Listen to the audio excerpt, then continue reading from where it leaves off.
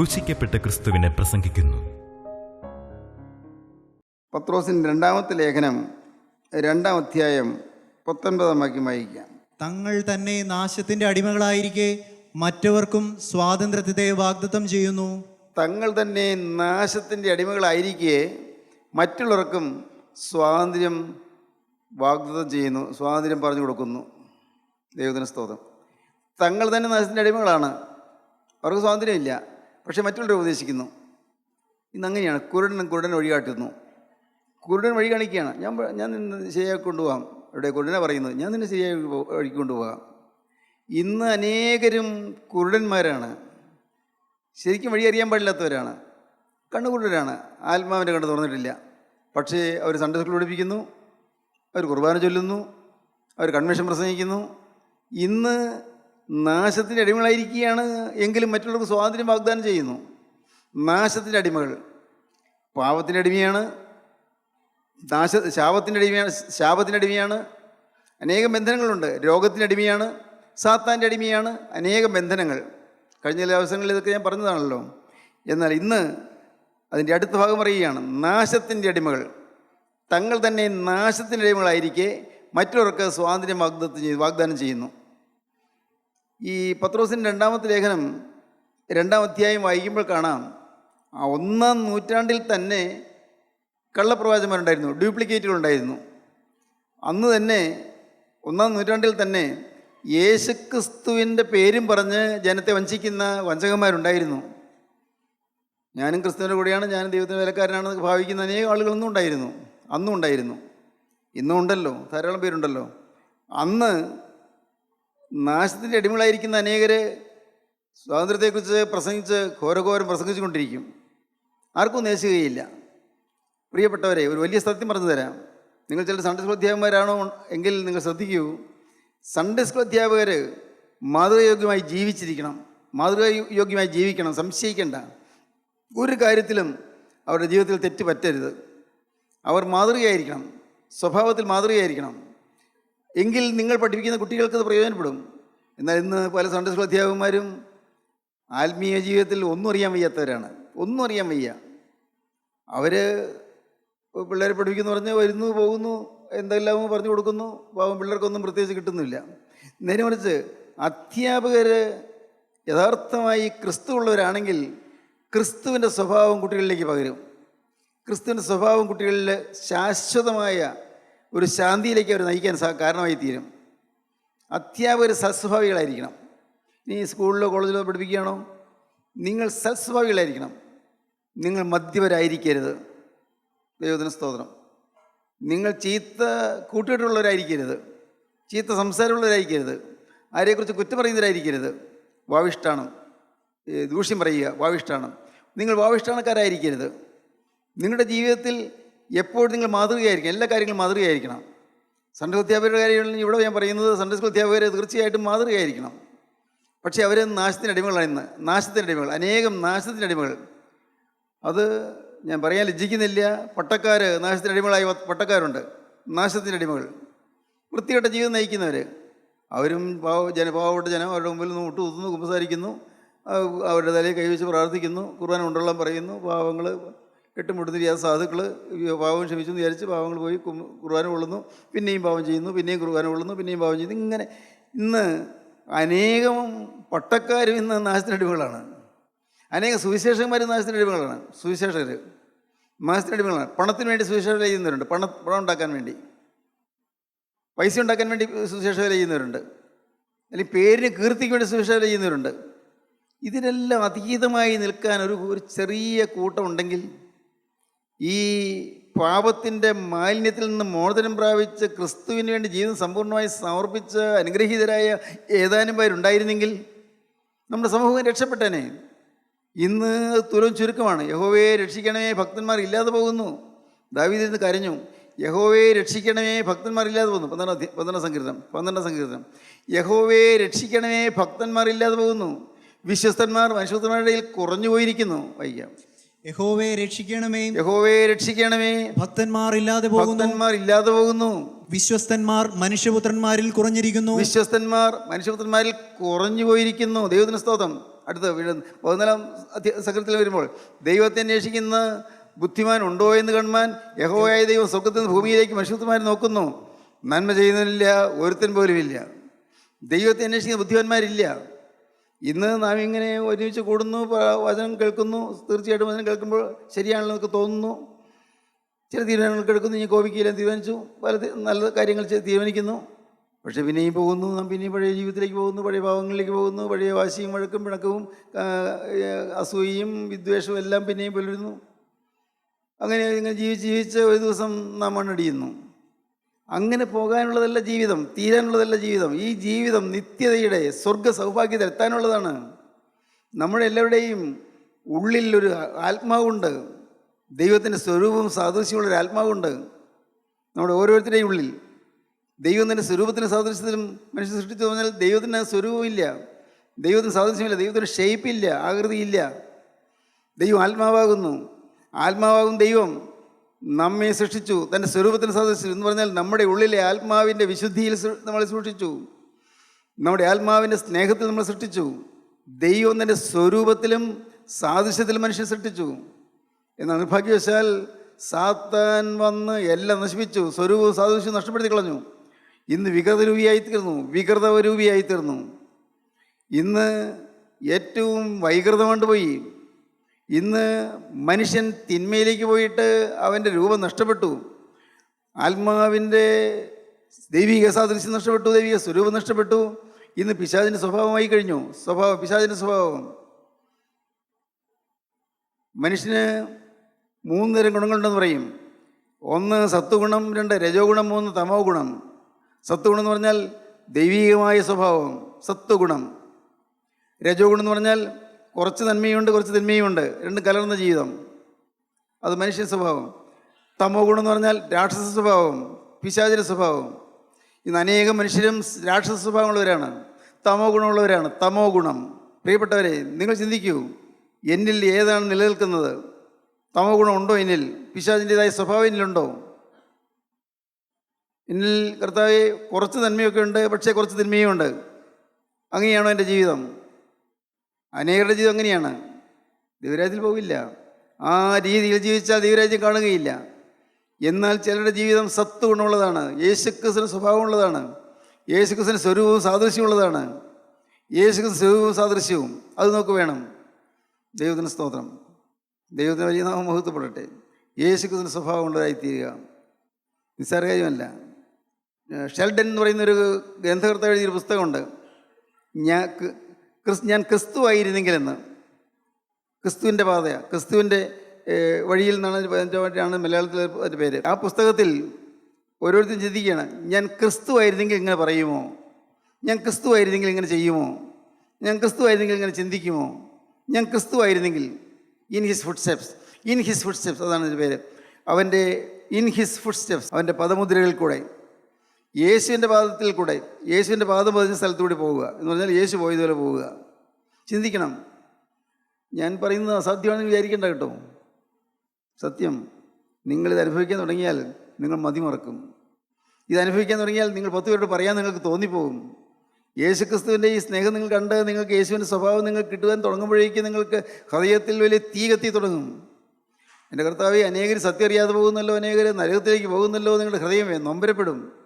ദൈവമേ, സത്യം അറിയാതെ അനേകർ നാശത്തിലേക്ക് ഒഴുകുന്നല്ലോ, എൻ്റെ ദൈവമേ ഈ ജനത്തിനെ രക്ഷിക്കണമേ. കർത്താവേ, എന്നാൽ എന്താകുമെന്ന് ചിന്തിക്കാൻ തുടങ്ങും. ഞാൻ എന്തുമാകാമെന്ന് പറയും. കർത്താവേ, ഞാൻ എന്തും ചെയ്യാൻ ഞാൻ തയ്യാറാണ്. കർത്താവേ, നിനക്ക് വേണ്ടി എന്തും ചെയ്യാൻ ഞാൻ തയ്യാറാണ് നാം പറയും. അങ്ങനെ നമ്മെ തന്നെ വെറുത്തുകൊണ്ട് നമ്മെ തന്നെ തിരിച്ചുകൊണ്ടും കർത്താവിൻ്റെ വേലയ്ക്ക് വേണ്ടി നമ്മൾ ചാടി ഇറങ്ങും. ദൈവത്തിന് സ്തോത്രം. പലരും വരെ തെറ്റിദ്ധരിച്ചിട്ടുണ്ട് കർത്താവിൻ്റെ വേല ചെയ്യുന്നത്. പണ്ട് കോളേജിലായിരുന്നപ്പോൾ എൻ്റെ സ്റ്റുഡൻസ് ചിലർ എന്നെ ദൈവമേ എന്ന് വിളിക്കാറുണ്ട്. ദൈവമേ എന്ന് കളിയാക്കിയതാണ്, അങ്ങനെ പരിഹസിച്ച ദൈവമേ എന്ന് വിളിക്കും. എനിക്കതൊരു പ്രയാസം തോന്നിയിട്ടില്ല. ആരെ വിളിച്ചത് ഞാൻ നോക്കിയിട്ട് പോലും ഇല്ല. ദൈവത്തിന് സ്തോത്രം.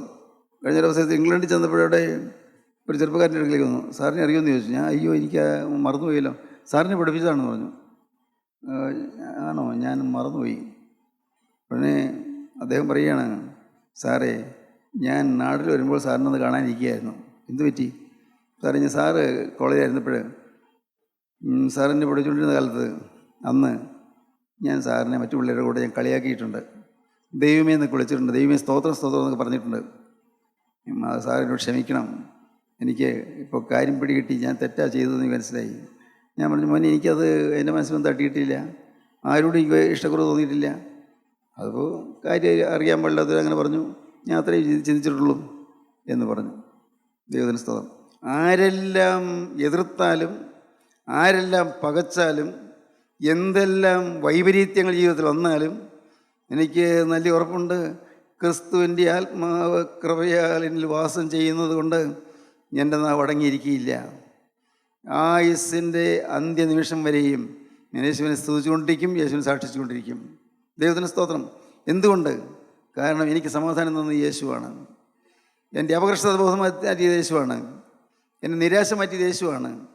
ഒരു വയസ്സിൽ അപ്പനില്ലാതായി പോയ എൻ്റെ ജീവിതത്തിൽ അപ്പനായി കടന്നു വന്നത് കർത്താവായ യേശു ക്രിസ്തുവാണ്. ആരോരുമില്ലാത്തതിനെ പോലെ വലഞ്ഞു പോയ എൻ്റെ ജീവിതത്തിൽ കാരുണ്യവായ്പോടെ കടന്നു വന്നത് യേശുവാണ്. എനിക്ക് ശാന്തി തന്നത് യേശുവാണ്.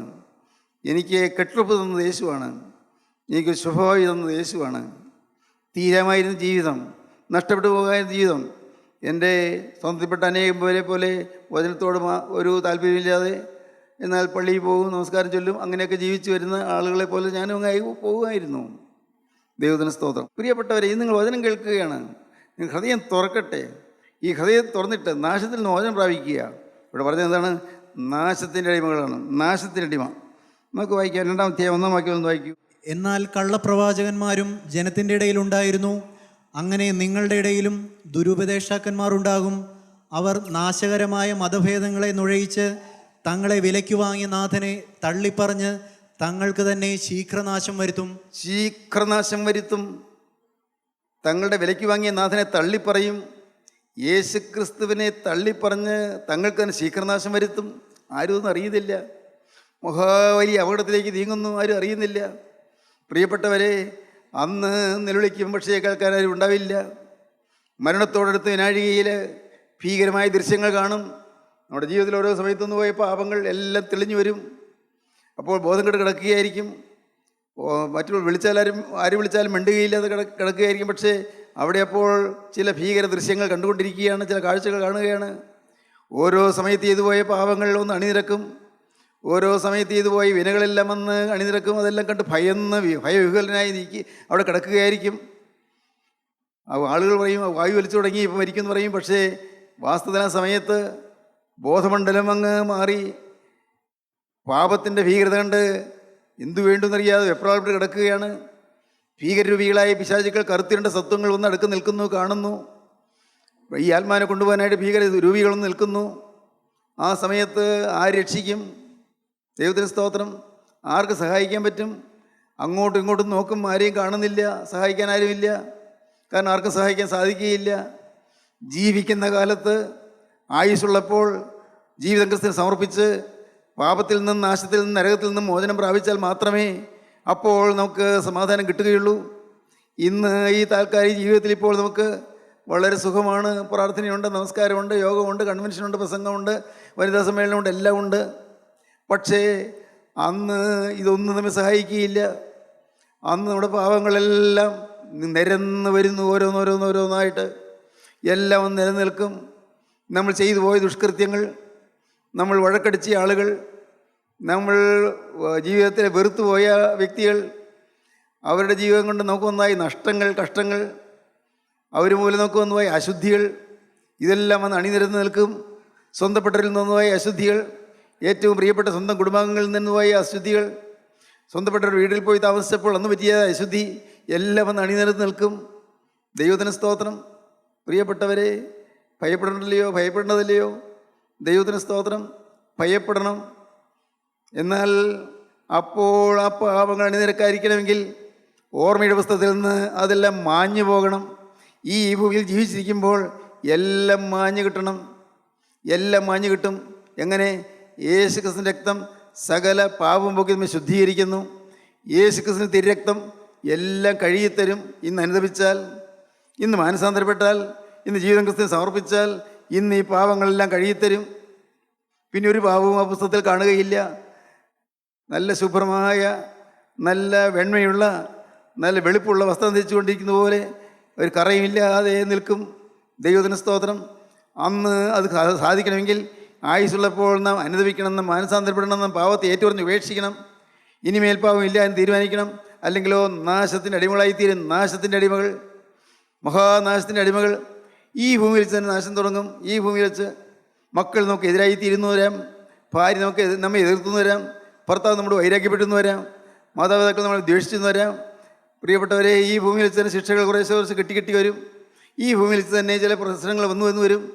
നിങ്ങൾ പ്രാർത്ഥിക്കുകയും നിങ്ങൾ ആഗ്രഹിക്കുകയും ചെയ്യുന്ന പോലെ മക്കൾ വളർന്നു വരാതെ, നല്ല രീതിയിലേക്ക് വളർന്നു വരാതെ വരും. അവരുടെ ശോഭനമായ ഭാവി നഷ്ടപ്പെട്ടു വരും. അതിനെല്ലാം കാരണം നമ്മുടെ പാവങ്ങളാണ്. പാവത്തിൻ്റെ പരിണതഫലമായിട്ടാണ് അനേക ഇതെല്ലാം ദോഷങ്ങൾ സംഭവിക്കുന്നത്. എന്നാൽ ഇവിടെ വെച്ച് എല്ലാ പാവവും കഴുകപ്പെടണം. നിങ്ങൾക്ക് വേണമെങ്കിൽ കർത്താവിനോട് പറയാം, നിങ്ങളുടെ ആവശ്യമാണെങ്കിൽ, കർത്താവേ, എണ്ണിയാൽ തീരാത്ത പാവം ഉണ്ടല്ലോ, എണ്ണിയാൽ തീരാത്ത പാവങ്ങൾ. കർത്താവെ, നോക്കുമ്പോൾ ഈ പേടിയാകുന്നു. എന്തെല്ലാമാണ് വന്നുപോയത്, ഞാൻ എന്തെല്ലാമാണ് ചിന്തിച്ചു പോയത്, എന്തെല്ലാമാണ് ഞാൻ പറഞ്ഞു പോയത്, ആരെയെല്ലാമാണ് ഞാൻ കുറ്റപ്പെടുത്തി പോയത്. ദൈവമേ, ഞാൻ എന്തെല്ലാം ദുഷ്കൃത്യങ്ങളാണ് ഇടപെട്ട് പോയത്, പുറത്ത് അറിയിക്കുന്ന ഏതെല്ലാം കാര്യങ്ങളാണ് ഞാൻ ചെയ്തു പോയത്. എൻ്റെ ഹൃദയത്തിൽ കൂടി പോയ ചിന്തകളും ആഗ്രഹങ്ങളും എന്തൊക്കെയായിരുന്നു. ദൈവമേ, പേടിയാകുന്നു. നിങ്ങൾ ദൈവത്തോട് പറയണം, കർത്താവേ, കഴുകണമേ, കഴുകണമേ. നിന്റെ സോപ്പായാൽ നിൻ്റെ സോപ്പാകൊണ്ട് എന്നെ കഴുകണമേ. ദൈവമേ, നിൻ്റെ ക്രയം പ്രകാരം എന്നോട് കരുണ ചെയ്യണമേ. നിൻ്റെ അനുഗ്രഹത്തിൻ്റെ വൃത്തം പ്രകാരം എൻ്റെ പാപങ്ങളെ മായിച്ചു കളയണമേ.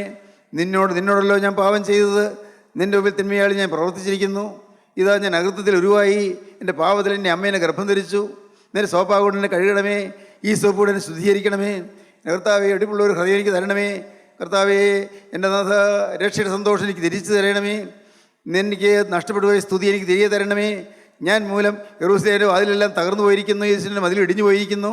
കർത്താവെ, ഞാൻ മൂലം അനേകർക്ക് ദോഷവും നഷ്ടവും സംഭവിച്ചിരിക്കുന്നു. ആത്മലോകത്തേക്ക് പ്രവേശിക്കാൻ പറ്റാതെ അനേകർ ഉഴലുന്നു. ഞാനാണ് കാരണം. ചിലരെ തെറ്റിച്ചത് ഞാനാണ്, ചിലരെ പാവത്തിലേക്ക് കൊണ്ടുപോയത് ഞാനാണ്. കർത്താവെ, പാവം വന്നുപോയി, ഞാൻ മൂലം ചിലർക്ക് അപകടം വന്നുപോയി. നാഥ, എന്നോട് ക്ഷമിക്കണമേ. ഇപ്പോൾ പ്രാർത്ഥിക്കേണ്ട സമയമാണ്. ജീവിതം കർത്താവിൻ്റെ കരങ്ങളിലേക്ക് കൊടുത്തു നോക്കൂ. കാണാം, യേശു വന്ന് സാത്താനെ മാറ്റി, പൈശാചിക ശക്തിയെ മാറ്റി, ദുരാത്മാക്കളെ മാറ്റി നിങ്ങൾക്ക് മോചനം തരും. നിങ്ങളുടെ മേൽ കർത്താവിൻ്റെ കൃപ വരും. നിങ്ങൾക്ക് മോചനം തരും. നിങ്ങൾ അത്ഭുതപ്പെടും. എൻ്റെ ദൈവമേ, എണ്ണിയാൽ തീരാത്ത പാപങ്ങൾ എല്ലാം ക്ഷമിച്ചല്ലോ കർത്താവെ. എണ്ണിയാൽ തീരാത്ത പാപങ്ങൾ. ദൈവത്തിന് സ്തോത്രം. ദൈവത്തിന് വലിയ മഹത്വപ്പെടട്ടെ. സ്തോത്രം. സഹോദരങ്ങളെ, ഇതുവരെ വന്നതെല്ലാം കർത്താവ് ക്ഷമിക്കും. പേടിക്കണ്ട, നിരാശപ്പെടണ്ട. എല്ലാം പുറത്തു തരും, എല്ലാം കഴുകിത്തരും, എല്ലാം ശുദ്ധീകരിച്ചു തരും. സ്നേഹം മാത്രമായി യേശു എല്ലാം കഴുകിത്തരും. ഒരേ ഒരു കാര്യം, അനുദപിക്കുക, മാനസാന്തരപ്പെടുക, വചനം കേൾക്കുക, കേട്ട വചനപ്രകാരം ജീവിക്കാൻ തുടങ്ങുക. ദൈവത്തിന് സ്തോത്രം. ഞാൻ ആശിക്കുന്നു ഇന്ന് ഈ വാക്കുകളെ കേൾക്കുന്ന ചിലരെങ്കിലും ഇന്ന് പുതിയ തീരുമാനം എടുക്കുമെന്ന്. ഇന്ന് കർത്താവായ യേശു ക്രിസ്തുവിനെ സ്വീകരിച്ചുകൊണ്ട് സാത്താനോട് യാത്ര പറയുമെന്ന്. മുഹമ്മദ് സൈൽ അതല്ലേ പറഞ്ഞത്, സാത്താനെ ഞാൻ ഉപേക്ഷിക്കുന്നു, മിശിഹായെ ഞാൻ സ്വീകരിക്കുന്നു. സാത്താനെ ഞാൻ ഉപേക്ഷിക്കുന്നു 3 പ്രാവശ്യം പറഞ്ഞു. തലതൊട്ടപ്പൻ കുഞ്ഞിൻ്റെ സ്വന്തം ഇടത്തെ കൈ കൊണ്ട് പിടിച്ചുകൊണ്ട് പടിഞ്ഞാറോട്ട് തിരിഞ്ഞ് നിന്ന്, സാത്താനെ, നിന്നെയും നിൻ്റെ സകല ഭയത്തെയും ഞാൻ ഉപേക്ഷിക്കുന്നു, സാത്താനെ ഞാൻ ഉപേക്ഷിക്കുന്നു, സാത്താനെ ഞാൻ ഉപേക്ഷിക്കുന്നു 3 പ്രാവശ്യം പറഞ്ഞു.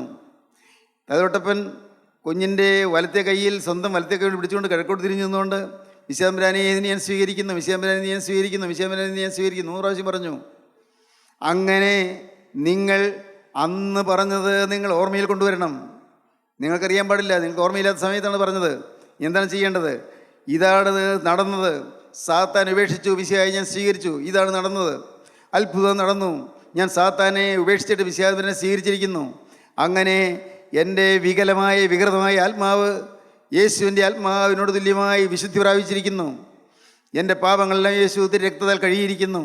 ഞാൻ യേശുവിൻ്റെ സ്വന്തമാണ്, യേശുവിൻ്റെ മകളാണ്, യേശുവിൻ്റെ മകനാണ്, യേശുവിൻ്റെ സ്വന്തമാണ്. ഈ ഉറപ്പ് നിങ്ങൾക്ക് വരണം. ദൈവത്തിന് സ്തോത്രം. നാശത്തിന് അടിമകളായിരിക്കുന്നവർ അതിൽ നിന്ന് രക്ഷപ്പെടണം. നാശത്തിന് അടിമകളായിരിക്കാൻ പാടില്ല. അപകടത്തിലേക്ക് നീങ്ങരുത്, പാപത്തിലേക്ക് നീങ്ങരുത്, അശുദ്ധിയിലേക്ക് നീങ്ങരുത്. അശുദ്ധമായ സാഹചര്യങ്ങളെ വിട്ടുപോകണം. ചീട്ടുകളി സംഘങ്ങളിൽ പോയി ഇരിക്കരുത്. പണം വെച്ച് ചീട്ട് കളിക്കുന്ന സംഘങ്ങളിലും പോയി ഇരിക്കരുത്. അതെല്ലാം നിങ്ങളെ നാശത്തിലേക്ക് കൊണ്ടുപോകും, കൂട്ടുകാരുടെ ചീത്തയിലേക്ക് കൊണ്ടുപോകും. നിങ്ങളുടെ കുട്ടികൾ ഇവിടെ ഇരിക്കുന്നവർ മാത്രമല്ല, നിങ്ങളുടെ കുട്ടികൾ ചീത്ത കൂട്ടുകെട്ടിൽ പോകരുത്. ചീത്ത കൂട്ടുകാരുമായി ഇടപെടരുത്. ചീത്ത ശീലങ്ങൾ പഠിക്കരുത്. ചീത്ത വാക്കുകൾ. ഇന്നലെ ഒരു കൊച്ചുകുട്ടി എൻ്റെ കാണാൻ വന്നു. ആ മോൻ പറയുകയാണ്, എനിക്ക് ചീത്ത വാക്കൊന്നും അറിയാൻ പാടില്ലായിരുന്നു, പക്ഷേ എൻ്റെ കൂട്ടുകാർ പറഞ്ഞു, എന്നെ പഠിപ്പിച്ചു. ഞാനിപ്പോൾ ചീത്ത വാക്കൊക്കെ പറയും, ഒരു കുസലില്ലാതെ പറയും. ഞാൻ ചീത്ത വാക്ക് പറയും, വളരെ കേൾക്കാൻ കൊള്ളാത്ത വാക്കുകൾ ഞാൻ പറയും. അതിൻ്റെ അർത്ഥമൊന്നും എനിക്കറിയാൻ പാടില്ല. പാവം കൊച്ചുകുട്ടിയാണ്. ആ ക്ലാസ്സിലുള്ള മറ്റുള്ളവർ പറഞ്ഞു അതൊക്കെ എങ്ങനെ പറയണമെന്നാണ് പഠിപ്പിച്ചത്. പ്രിയപ്പെട്ടവരെ, ഇതെല്ലാം നമ്മുടെ കുട്ടികളെ ബാധിക്കുന്നു. കുട്ടികളെ മാത്രമല്ല, തലമുറയെയും ബാധിക്കുന്നു. നിങ്ങൾ നിങ്ങളുടെ കുട്ടികളെക്കുറിച്ച് വിചാരമുള്ളവരായിരിക്കണം. കുട്ടികൾ ചീത്ത വഴിയിലേക്ക് പോകാൻ ഇടവരാൻ നോക്കണം. അവർ ചീത്ത ശീലങ്ങൾ പഠിക്കരുത്. അവരെ ടി വിയുടെ മുമ്പിലിരുന്ന് ഈ സിനിമയോ അല്ലെങ്കിൽ മറ്റ് ചില വികൃത കാഴ്ചകളൊക്കെ ഉണ്ടല്ലോ, സിനിമ സീരിയൽ, അത് മാത്രമല്ല ചില വികൃതമായ വളരെ മോശമായ ചില കാര്യങ്ങളൊക്കെ ഉണ്ടല്ലോ, അത് നിങ്ങളുടെ കുട്ടികൾ കാണരുത്. നിങ്ങളും കാണരുത്. നിങ്ങൾ കണ്ടാൽ കുട്ടികൾ കാണരുതെന്ന് പറയുന്നതിൽ അർത്ഥമില്ല. നിങ്ങളും കാണരുത്, സൂക്ഷിക്കണം. ഏറ്റവും ഹീനമായ ചില ചിത്രങ്ങളൊക്കെ വരും ചിലപ്പോൾ, അതൊന്നും കാണരുത്. നിങ്ങൾക്ക് ടി വിയിൽ മുമ്പിലിരിക്കാൻ അത്യാവശ്യം വേണമെങ്കിൽ നിങ്ങൾക്ക് ഏതെങ്കിലും സമയത്ത് വേണമെങ്കിൽ ന്യൂസ് ഒന്ന് കാണാം, ഒരു 5 മിനിറ്റ് ന്യൂസ് കാണാം. അതല്ലെങ്കിൽ അതുപോരായെങ്കിൽ നിങ്ങൾക്ക് വേണമെങ്കിൽ ടി വിയിൽ ഇരുന്നുകൊണ്ട് നമ്മൾ പ്രസംഗം കേൾക്കാം. വേറെ ഒന്നും ചെയ്യരുത്. ടി വി അതിനെക്കുറിച്ച് പറയുന്നത് വിട്ടിപ്പെട്ടി എന്നാണ്. വിട്ടിപ്പെട്ടി മണ്ടന്മാരുടെ പെട്ടിയാണെന്നാണ്. ടി വിയിലെ ഈ കാർട്ടൂണുകൾ നോക്കി രസിക്കുന്ന പിള്ളേരുണ്ട്. എന്ത് പ്രയോജനം? ഒരു പ്രയോജനമില്ല. ഇപ്പോൾ മൊബൈൽ ഫോണിൽ ഇതൊക്കെ കിട്ടുമല്ലോ. മൊബൈൽ ഫോണിൽ കാർട്ടൂൺ കണ്ട് രസിച്ചുകൊണ്ടിരിക്കുന്ന പിള്ളേരുണ്ട്. സമയം മുഴുവൻ നഷ്ടം, അവരുടെ ബുദ്ധി നഷ്ടം, ബുദ്ധി വികലമായി പോകും. ആരും അറിയുന്നില്ല. ദൈവത്തിന് സ്തോത്രം. നമ്മുടെ കുഞ്ഞുങ്ങൾ വിശുദ്ധരായി വളർന്നു വരണം. അവർ അനുഗ്രഹീതരായി വളർന്നു വരണം. ചീത്ത ശീലങ്ങൾ പഠിക്കരുത്. മൊബൈൽ കണക്ഷൻസ്, അരുതാത്ത കണക്ഷൻസ് വേണ്ട. ഞാൻ പറയും, ഒരു 10-20 വയസ്സ് വരെയും കുട്ടികൾക്ക് മൊബൈൽ ഫോൺ കൊടുക്കരുതെന്ന്.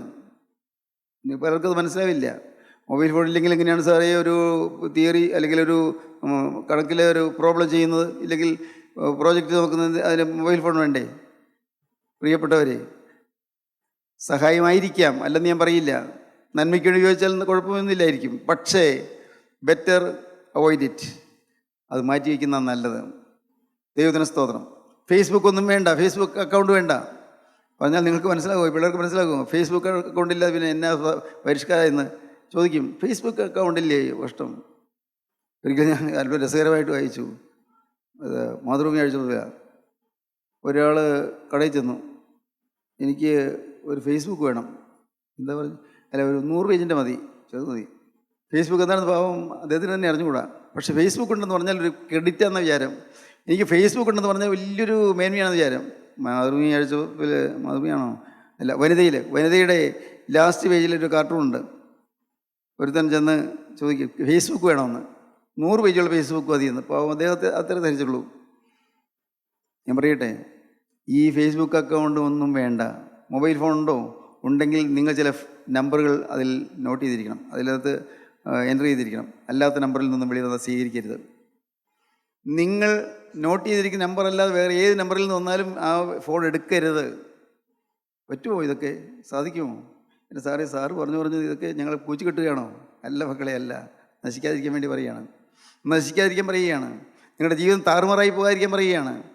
ഈ മൊബൈൽ ഫോണിൽ കൂടിയുള്ള ചാറ്റിങ്സിൽ കൂടി എന്തെല്ലാം ചീറ്റിങ്സാണ് നടക്കുന്നത്, ചതിവാണ് നടക്കുന്നത്, ആരും അറിയുന്നില്ല. ദൈവത്തിന് സ്തോത്രം. നാശത്തിനടിമകളായിരിക്കരുത്, നാശത്തിലേക്ക് പോകരുത്.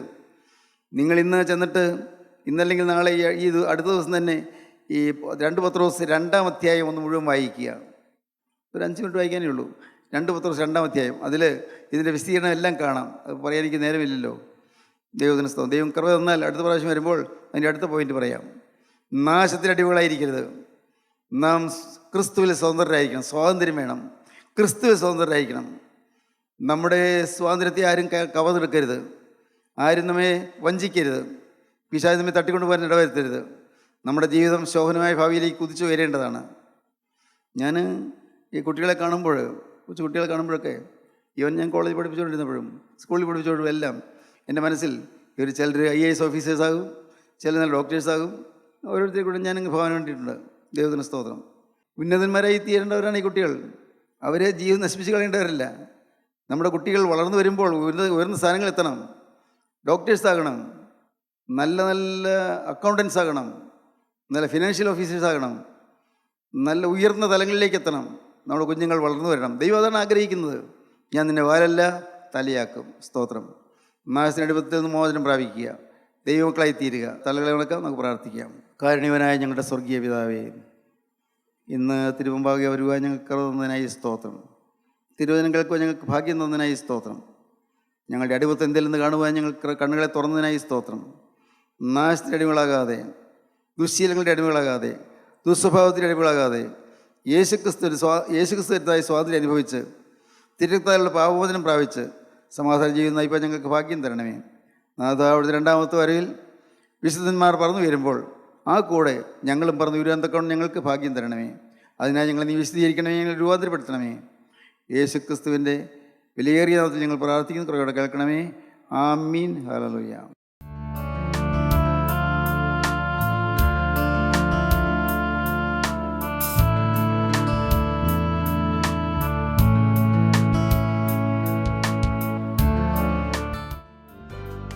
അമൃതധാര എല്ലാ ശനിയാഴ്ചയും രാവിലെ 6:30 മുതൽ 7 മണി വരെ നിങ്ങളുടെ സൂര്യ TV-യിൽ.